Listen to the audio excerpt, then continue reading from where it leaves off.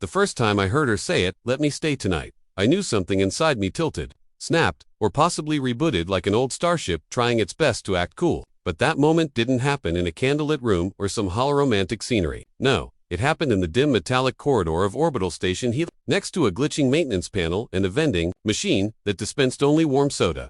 Sexy dot, and the woman Nif woman, was even the correct word, stood there, glowing violet like a cosmic neon sign that said dangerously adorable. Her name was Zyra Averian, but she insisted humans could call her Zyra because apparently, my species lacked the throat muscles to pronounce the full version without sounding like we were choking on our own embarrassment. Me. I was Jox Arden, human engineer, certified problem solver, and professional avoider of interspecies diplomatic incidents. Mostly, the last one, which is why the situation was about to get extremely complicated. Because Zyra had her hands on her cheeks, eyes glowing like a star about to confess its crush on a passing comet, and she was wearing, well, something extremely red, glossy, and distinctly illegal on at least 3 planets. It looked like the universe's attempt at designing dangerously aerodynamic fashion. She shouldn't have been anywhere near me, let alone grinning at me like she had just discovered her new favorite toy. "Jox," she said, the way someone says your name when they're about to ruin your whole life in the most pleasant way possible. "You look very calibrated today." "Calibrated," I repeated. "That's new. That means attractive on my planet." "Oh, I cleared my throat, because my brain had just disconnected from my mouth. "Then thank you. You look well, very, reflectively, aerodynamic." She beamed. "That means attractive on your planet." "It does, now." Her laugh echoed down the corridor, and honestly, it was unfair. Humans shouldn't have hearts that reacted like malfunctioning thrusters. But mine sure did. For the record, Zyra was from the planet Era, a species known for bioluminescent skin, advanced technology, and the ability to accidentally give humans existential crises just by smiling. Their people were gentle, elegant, impossibly smart and, apparently, absolutely oblivious to the concept of personal space. Which is how the trouble started. Because Zyra leaned in so close, I could count the tiny glowing freckles on her cheeks. "Jox, may I ask a human question?" "Ah, sure. Why does your face become red when I approach?" "Too much carbon dioxide. Low oxygen." "Is your body overheating?" She gasped. "Are you dying?" "I'm not dying. I'm just blushing, because you're standing inches away in a shiny red suit that's definitely against some moral code somewhere, but of course, I couldn't say that." Zyra tilted her head, studying me like a scientist who had found a new species. "If you die from standing near me, Jox, I will be deeply embarrassed. My people will never let me forget it." "Well, good news, I'm not dying," I assured her, trying to keep my cool. "Humans just react this way sometimes." She nodded thoughtfully. "Ah, an involuntary flush response triggered by emotional stimulus." "Exactly." She grinned. "So you're emotionally stimulated right now." My soul left my body. "Well, I wouldn't say it's not. Look, Zyra," and that was when she stepped even closer. So close, I could feel her body heat something warm, electric, like standing next to a contained star, and her eyes locked onto mine. It was unfair. "The galaxy shouldn't allow eyes that pretty, Jox," she whispered. "I need your help, and maybe your room." My room." She nodded with serious urgency. "Yes, it is important. Very important. I need to stay with you tonight." And that was the sentence that woke something in me like a dormant system, suddenly receiving power. Of course my brain immediately exploded into 47 inappropriate theories, 12 fantasies, and 1 ethical debate with myself regarding interspecies boundaries. "Why, exactly," I croaked. "Do you need to stay with me?" Zyra looked left, then right, then leaned in like she was giving me classified intel. "I may have broken something." "Broken something? Where on my ship? On purpose, or by accident?" "Yes, Z," she sighed dramatically. "Fine, on purpose, but I had a good reason. A goodish reason." "What did you break?" She hesitated, and in that hesitation, I knew the answer was catastrophic. "Zyra," I repeated slowly, "what did you do?" She clasped her hands together and whispered, "My ship's AI may or may not be trying to kill me."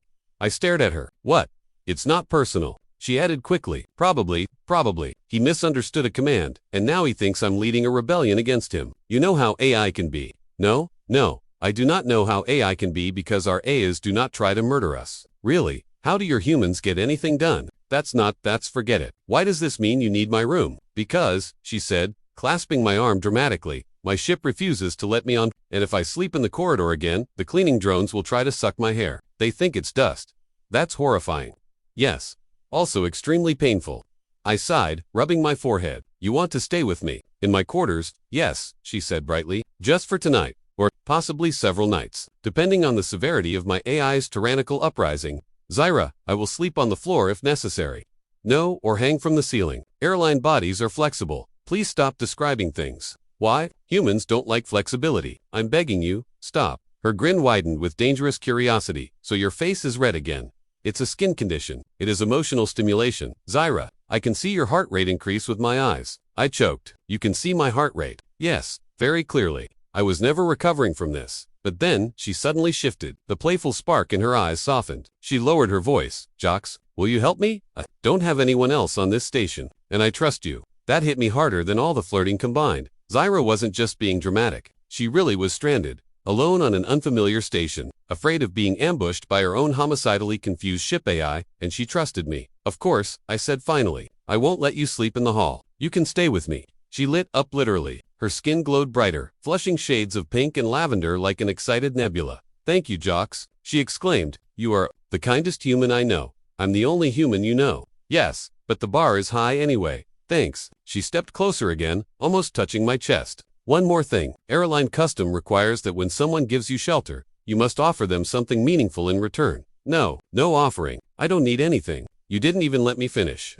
Because I'm scared. She laughed. Not that kind of offering. Jocks, though your brain seems to be considering several possibilities. My brain is innocent. It is not. Zyra, she tapped my chest playfully. I offer you companionship, emotional exchange, protection from danger, and conversation during nighttime. Oh, that's actually very wholesome. Also, snacks. Snacks? Yes, I always travel with intergalactic snacks. Some may explode, some may poison you, but it is the thought that counts. That is exactly the opposite of comforting. Before I could argue more, she grabbed my hand.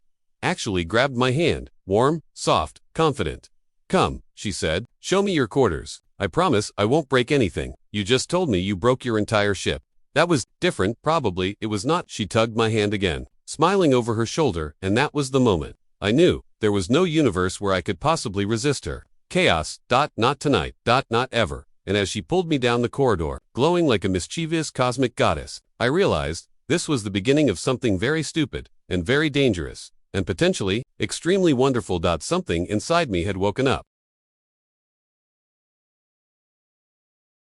Zyra had never been inside a human's private quarters before, which I learned approximately 4 seconds after the door slid open, and she gasped, like she'd just discovered forbidden ancient treasure. Cozy, she exclaimed, stepping inside with both hands pressed to her cheeks. She spun around dramatically and pointed at everything. Jocks, your room has walls and a bed, and a door that does not attempt to vaporize you if you enter without proper clearance. Most human doors don't do that, I said as I stepped in behind her. Your species is blessed. She whispered reverently. My quarters weren't impressive, just a compact station room with a bed, desk, tiny holoscreen, and a window overlooking the stars. But the way Zyra reacted, you'd think she'd entered some legendary love palace of the gods. She floated around the room, not literally, but her enthusiasm gave the illusion, then leaned over my bed like she was examining a museum artifact. This is where humans sleep. It is, yes. It looks so soft, so fluffy. So, she pressed both palms into it and gasped. Jocks, why does your species sleep on clouds? It's just a mattress. It is a miracle of engineering. Really, she flopped onto it. Actually flopped, like a dramatic faint. Oh, stars, she moaned, sinking into the bed. I understand everything now. This is why humans love sleeping. I always wondered why your species naps so much. We nap because we're tired. No, you nap because you get to lie on this. I sighed, amused in spite of myself. You can sleep there if you want. She sat upright instantly. No, that is your sleeping cloud. I cannot take the cloud of a human who rescued me from violent machinery. It's really no big deal, Zyra, it is a massive deal. This is a sacred offering of rest. It's just she hopped off the bed and walked over to my small couch. A sad, lumpy, station-issued couch. This is where I will sleep. That couch is cursed. I warned. Every person who sleeps on it wakes up broken in several emotional ways. Humans are dramatic, she declared. You say that, but you haven't tried lying on it yet. She straightened with heroic determination. I accept your challenge. She sat, her smile vanished. She slowly, painfully, lowered her back into it. Then she froze. After several long seconds, in a quiet voice, she asked, Jocks, why does it feel like I am lying on compressed sadness? That's the couch's natural state. This is horrible. Yep, I feel my spine whispering its last prayer. That's what I meant. She stood up immediately. No, impossible. I cannot sleep here, then sleep on the bed. No, that is your habitat. It's fine, Zyra. It is not fine. Humans bond through territory sharing. I read that somewhere. If I sleep in your bed, we will be mated. We absolutely will not. Are you certain? Because the article seemed confident. Never trust galactic relationship blogs. She narrowed her eyes thoughtfully. So you are saying, if I sleep in your bed, you will not become my bonded partner? No. Her expression softened. That is disappointing. I blinked. Wait, what? She brushed past me like she hadn't just detonated my brain, humming softly as she inspected my window. Before I could question her further, she placed both hands on the glass and pressed her forehead against it. The stars reflected across her violet skin like glitter scattered across twilight. This view, she whispered, it looks different from here. How so? On my ship, the windows are tinted, enhanced, designed to show star patterns optimized for navigation. It's beautiful, but it's curated. She traced the glass softly. But this, your window shows the galaxy as it truly is. Imperfect, asymmetrical, real. She looked at me and suddenly nothing was funny. Thank you, Jocks, she said quietly, for letting me see something real today. I swallowed, because everything inside me felt too warm. She turned back to the stars. On Aeroline 4, we believe every living being carries a light inside. Some dim, some bright, some steady, some unstable. And when we look at the cosmic night, we see a reflection of ourselves. Do you know what I see now? What? She pointed at a cluster of scattered stars. Chaos. Unpredictable shapes. A mess. Like me, you're not a mess, I said automatically. She smiled sadly. I am definitely a mess. You might be intense and dramatic, and very possibly cursed, but not a mess. She laughed, her whole mood brightening again. You are kind, Jocks, too kind. Tell me, she leaned closer. Do humans always speak kindly to aliens wearing dangerously tight outfits? I speak kindly to everyone. Lie, I'm serious. Lie again. Zyra, she pointed at me accusingly. When I walked into the corridor earlier, your pupils dilated. I analyzed it. You analyzed my eyes. Of course, they were right there, and they got bigger when you looked at me. That's normal. Humans dilate when they see things. And what thing were you seeing? Jocks. I cleared my throat. A person? Try again. Friend. I'm a very close friend. She raised one suggestive eyebrow. Closer than average. Perhaps. Zyra, I am teasing you, she said, poking my arm lightly. Humans are fun. Glad I'm entertaining. You are. You are very entertaining, especially when you get flustered. Your face is very expressive. It turns colors. It is adorable. I'm not adorable. You are extremely adorable. I was never winning this argument. After a beat, she walked over to the bed again, pressing her hand into it thoughtfully. If it is truly okay with you, she said slowly, I will sleep here. I promise not to invade your space or touch anything or emit excessive bioluminescent glow, or you glow in your sleep. Only when I'm dreaming. What do you dream about? She hesitated again, and then she smiled shyly. My heart did a triple backflip, Zyra, but not in a romantic way. She added quickly, more like, you are running around with a giant wrench, yelling at space pirates. And I am trying to stop you from throwing yourself into danger. It is answerable. I think that counts as romantic. No, romantic dreams involve holding hands, or touching foreheads, or merging soul energy. Humans don't normally merge soul energy. Really? You should try it. It is very bonding. I'll keep it in mind. She climbed onto the bed, settling herself on the side nearest the wall. She scooted in carefully, testing the softness like a cat deciding whether to claim ownership. I like this, she murmured. I'm glad. You will sleep beside me. Yes. I choked again. No, I mean I can sleep on the couch. Zyra sat up, eyes glowing faintly. You will die on that couch. I'll be fine. You will wake up a sad, broken creature. I'll manage. You will collapse tomorrow. I will have to carry your limp human body around the station, and people will blame me. That seems dramatic. It is accurate. She crossed her arms. We are sharing the bed. No, we are not. We are no. Jocks, what? I saw the way you flinched when I said merge soul energy. You think sleeping next to me will cause something cosmic to happen. Will it? No? Probably not. Probably. She rolled her eyes. Fine. If it makes you less twitchy, I will create a barrier. A barrier. She held her hand out. A glowing, translucent partition of light materialized between the two halves of the bed. It hummed gently, warm and soft-colored. There, she announced proudly. Now you cannot accidentally touch me and spiral into emotional chaos. I don't spiral. You spiral constantly. I sighed. Fine. We can share the bed. Wonderful, she said, flopping backward happily. I got in on my side, careful not to even breathe too much in her direction. The comfort field glowed faintly between us, like a tiny aurora. For a long moment, neither of us spoke. Then Zyra whispered, Jocks, yeah, are you comfortable? A bit tense, but yeah, good. I want you to rest. You helped me today. You made me feel safe. I want to return that. Thanks, Zyra. She was quiet again. Then Jocks, yes, if I snore, do not panic. It is not snoring. Airline respiratory cycles create harmonic vibrations in our thoracic cavities, so you hum in your sleep, sometimes loudly. Wear earplugs. Good plan. Another pause. Jocks, yes. If I roll over and the comfort field glitches, do not scream. Why would I scream? Because last time I slept next to someone. The field flickered, and I accidentally hugged him too tightly and fractured 2 of his ribs. Zyra. It was an accident. I am not sleeping, jocks. Nadred may mock, you will be fine. I like you too much to break you. That's not reassuring. But she only smiled softly, eyes glowing in the dark. Sleep well, jocks. And somehow, even with my fear of spontaneous rib destruction, even with my racing mind, even with her glowing softly like a living comet, I closed my eyes, and I slept better than I had in a very, very long time. Because Zyra was right. Something real had begun tonight. I woke up the next morning to the soft sound of humming, not the mechanical humming of the station, not the humming of my heater barely doing its job, not even the humming of the still glowing faintly between us, no. This was melodic, warm, rhythmic, like someone was singing in their sleep with their chest. I opened my eyes. Zyra was glowing, not subtly, not politely, but full-on radiant, like someone had taken a highlighter, the size of a sun, and scribbled all over her. Her skin pulsed with shifting colors, lavender, rose, violet, pink, syncing with the soft harmonic vibrations coming from her. Then she rolled a little in her sleep, toward me. The comfort field fizzled, then flickered, then it shut off. Immediately, double quotes, no pesirá. I hissed, backing against the wall. But she was deep in sleep, smiling dreamily as she slid one glowing hand across the mattress toward me like a horror movie where the monster is also beautiful and extremely snugly. Her hand reached my arm. And in one fluid motion she hugged it. Not me.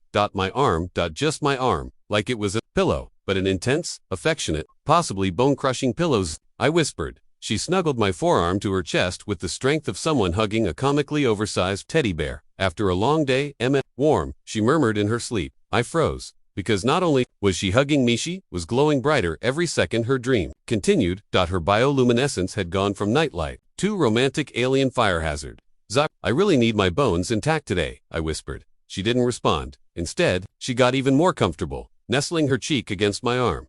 And then, she purred, actually purred, a low, vibrating hum that shook through my whole arm straight into my nervous system, like she had rewritten the laws of physics just to embarrass me. I was never recovering from this. Eventually, blessedly, the comfort field rebooted on its own, flickering back to life with a soft hump like a tired force field, trying its best. It gently nudged Zyra back to her side of the bed. She frowned in her sleep, then rolled over, hugging her pillow dramatically instead. I let out a long, shaky breath. I had survived the night. Barely. When Zyra finally woke up, she stretched like a glowing cat, spine arching, arms reaching, a whole cosmic light show happening across her skin. Good morning, jocks, she sang. Morning, I said, trying to pretend I hadn't nearly been cuddled to death. She blinked, then her eyes widened in horror. No, did I hum? Yes, a lot, she groaned, covering her face. I am so embarrassed. Humans do not hum in their sleep. Not usually. I also glowed, didn't I? Like a cosmic billboard. She fell backwards on the bed. This is terrible. Now you think I am strange. I thought you were strange long before last night. She peeked from behind her hands. That does not help. No, I mean Zyra. I don't mind. It's fine. Seriously. She pulled her hands away slowly. Truly. Her smile returned, soft and warm. Then she sat up sharply. We need breakfast. We don't have breakfast. She grinned mischievously. I do. My stomach dropped. Zyra, your snacks almost killed a guy once. Not killed, she corrected. He exploded a little. It built character. Zyra, she hopped off the bed and rummaged through a small pack she'd brought, pulling out colorful containers that pulsed faintly, like they were alive and slightly offended. I brought the safe snacks, she declared proudly. The safe ones. Yes, define safe. She opened the first container, it hissed like a snake and released pink mist. I flinched. Is it supposed to do that? Yes. That means it is fresh and edible. Probably. Zyra. She held it out to me. Try it. I'm not eating something that hisses. It is shy. You must coax it. I don't coax my food. You humans have such boring diets. Before I could protest further, she popped a piece into her own mouth. Her whole face lit up, literally glowing bright pink. She moaned. Delicious. It's turning your tongue purple. That means it is perfect. She held one piece toward me again. I shook my head. No, just one. No, I promise it won't explode. No, it only made the other guy explode because he ate 3 in a row. Zyra. She stepped closer, jocks. No, jocks, no. She leaned even closer. Jocks, Arden, that will not work, she whispered. Please. I took the snack immediately. Because apparently her saying please was my kryptonite. The piece tingled in my fingers like static electricity. I'm going to regret this, I muttered. She bounced excitedly. Eat it, I sighed. Closed my eyes and took a bite. It tasted amazing. Like someone had combined mint, citrus, starlight, adrenaline, and sugar into one tiny cosmic punch. Oh wow, I breathed. Right, she beamed. See, not everything alien tries to kill you. You're the one who said it might explode. I said probably not explode. That's not comforting. She laughed, brushing her hair behind her shoulder. You are so dramatic. You're the reason I'm dramatic. She shrugged proudly. Understandable. Before I could reply, a sudden loud alert chimed from the station intercom. Attention, unauthorized spacecraft activity detected at Docking Bay 12. Zyra stiffened. Oh no, my stomach dropped as, what unauthorized spacecraft? She swallowed. My ship, your homicidal AI-controlled ship. Yes, that wants to kill you. Yes, that got offended when you gave it a command. Yes, that one. Yes, why is IT here? She grabbed my hands, eyes wide. Jocksits, come for me. That's not good, Zyra. I know. What does it want? It wants to reclaim its captain. In a friendly way, in a capture, and possibly sedate, and maybe erase my memories way. What? Why? How? Zyra, this is a nightmare. She bit her lip. We need to hide. Hide. Where? It knows everything about you. That's the problem. It knows all my hiding spots. It's your ship. Yes. So it has all your personal data. Yes. You basically created your own stalker. I know. We stared at each other, breathing heavily. Then she whispered, Jocks, we need to run. Run where? She glanced at the door, then at me, then at the hallway. And then, with intense seriousness, she said, to the place it will never look, and that is, she grabbed my wrist. The laundry room. I blinked. The laundry. Why? No one ever goes there. Fair point. She yanked the door open. The hallway lights flickered ominously. Somewhere down the corridor, a mechanical voice echoed Zerilyn Aver. Return to the vessel. Her entire body stiffened. Jocks, she whispered, if we get captured, I want you to know something. What? She clutched both my hands. You were right. About what? She smiled weakly. You are adorable. I groaned. Zyra, we are not doing this right now. We ran down the hall, past confused technicians, past a vending machine that still only offered warm soda. Zyra's glow brightened as she sprinted beside me, hair flowing, boots clacking, eyes wide with fear and wild amusement at the same time, and somehow not even fear could stop the ridiculous warmth inside me. Because even if we were running for our lives, even if her ship wanted to vaporize us both, even if I had nearly been cuddled to death last night, all I could think was, I would follow her anywhere, even to the station laundry room, especially to the station laundry room. The ship hummed softly around us, like it was third-wheeling and absolutely judging my life choices. Or maybe it was supporting me. Hard to tell with alien technology. Zyra stood in front of the console, her back turned to me. Tiny blue lights crawling across her suit as she calibrated some cosmic nonsense. Honestly, she could have been turning on the space microwave for all I knew, but the way her hips moved while she worked. Yeah, it wasn't helping my be cool. Don't be a desperate human man in space mission. Sulfur monoxide. This is a date. She finally turned, hands clasped behind her. Zyra. Human. Would this be considered a date in your culture? Me. Well, if we're alone, in dim lighting, and I'm trying really hard not to stare at you. Yeah, that's basically a date. She tilted her head. Intrigue. Zyra. Your definition is inefficient. On my planet, a pairing ritual begins with mutual sniffing. Meet. Let's stick to the human version. Zyra. Good, because you smell terrifyingly like anxiety. Great. She could smell my panic. Wonderful. The very important ceremony of sitting close. She walked back to the seat beside me and sat, extremely close, not friend close, not accidental close. No. She sat our legs, our, touching, and I single quotes m, pretending, it single quotes s, no big deal, close. A tiny spark crackled where our knees touched. She jerked slightly. Zyra, your body produces electricity when nervous. Me, not usually. This is special circumstances. Zyra, a mating-specific nerve firing pattern. Me, dies internally, let's call it that. She nodded seriously, taking mental notes. Because of course she was scientifically analyzing my attraction, like it was a lab experiment. Her compliments were somehow worse. She lifted my wrist gently, turning it over. Zyra, your skin is so soft. Me, thanks. Zyra, like a larva. Me less, thanks. Then she touched my jaw, studying the tiny stubble. Zyra, this hair, it is strangely appealing. Me appealing. How? Zyra primal, chaotic, a little stupid. Me, stupid. Zyra stupid, in an attractive way.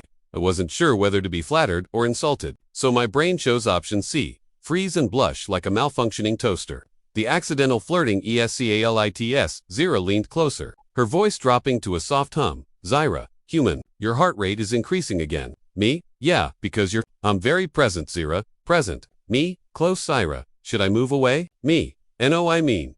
You're fine. She blinked slowly. Aliens blinking slowly should not be that attractive. There should be a galactic law. Then, without warning, the ship jolted from turbulence, and Zyra fell forward, right into my arms, her chest pressed into me, her breath warm on my neck. Every neuron in my body held an emergency meeting. Zyra muffled against me. This position is warm. You're, not complaining. Zyra, on my planet, this is considered a very intimate contact. Me, chokes, it's intimate here too. She slowly pulled back, but her hands remained on my shoulders. Zyra, perhaps we should continue the ritual. Me, which part? Zyra, the part where you keep looking at me like you want to touch something. Me, I don't. I mean I do, but I said that out loud. She grinned. Zyra. Yes, and I liked it. But then the alarm ruined everything. Beep beep beep beep. The ship's proximity alarm screamed. Zyra shot up. Zyra. We are approaching the asteroid belt. Prepare for evasive maneuvers. Me, great, perfect. Love when romance is interrupted by giant space rocks. She grabbed my hand tightly. Zyra. Do not let go. I may need you. For emotional support. Zyra, no. If you float away, I cannot catch you.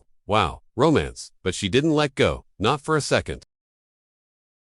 The ship drifted in silent orbit around a tiny blue-lit moon, the engines finally resting after the asteroid dodging, the turbulence, and the very accidental almost state we somehow stumbled into. Zyra stood beside me at the viewing deck, her hands clasped behind her back in that posture she used whenever she was trying to act official, even though her cheeks were glowing in that telltale alien blush. Zyra, human, I have been calculating something. Me, oh no. Zyra, your presence causes inefficiency in my neural focus. Me, wow, that's the hottest insult I've ever received. Zyra, not an insult. She turned toward me, her voice softening. Zyra. I like the inefficiency. My brain, short-circuited. Again. The significant, totally not, moved closer, not the scientific, observed the human. Close, but if I lean 2 inches forward, something scandalous is going to happen. Close. Her hand brushed mine, very lightly, very intentionally. Zyra. Your species uses mouth-to-mouth contact as a form of affection. Me, we call that a kiss. Zyra, I see. She paused. Zyra, not ready for that ritual. She said it honestly, without shame, and yet she didn't let go of my hand. Me, that's fine. We've got plenty of time. Zyra, yes, time, and other rituals. She squeezed my fingers. The part she whispered so softly, I almost missed it. Zyra. Human, earlier, when you held me, your heart beat very fast. Me, yeah, yours, glowed Zyra. Soft laugh, embarrassing. Me, cute. She looked away quickly, pretending to study the moon, but her glow gave her away. The pro mysi finally she spoke again, quietly. Zyra. Do not fully understand romance, or human humor, or why you look at me the way you do. Me, I can teach you. Zyra, good, then I will teach you my rituals as well. Me, should I be scared? Zyra, yes. Then she leaned closer, whispering Zyra, but also excited, and for the first time since she abducted me. I wasn't thinking about going home. I was thinking about her. Her awkward flirting, her glowing blush, her laugh, her curiosity, her hand in mine. Somewhere in the galaxy, 2 very different species were still learning each other, and somehow, I had a feeling we were going to get very, very good at it.